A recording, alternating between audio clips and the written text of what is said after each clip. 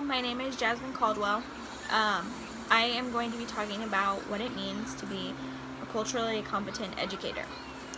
They accept and respect the differences in all of their students, and they get a full version of their cultural knowledge of their students to better assist the diversity within the classroom and their community. They also seek advice for a more diverse community on how to better themselves, to try and gather as much knowledge of their students to have a better system in the classroom.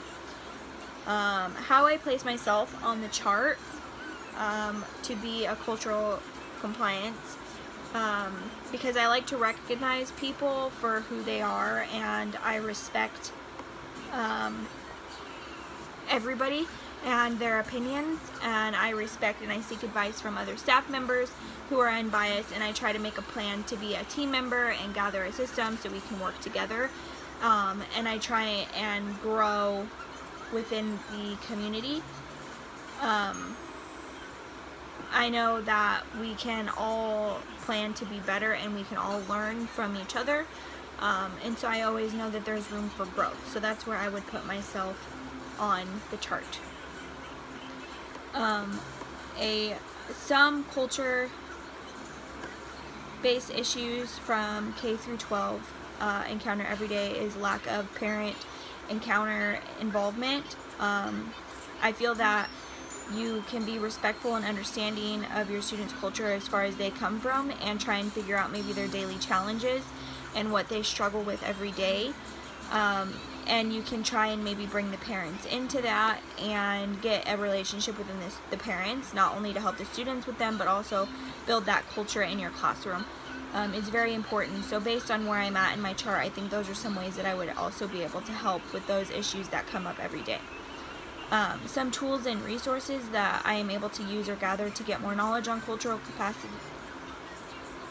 competency would be, I actually would go back to my culture and try a little bit more about myself and where I come from, and get information from my community as well, just in case I'm missing anything or something that I can learn from, so that way I can better educate my students and maybe be able to give them a little bit more information.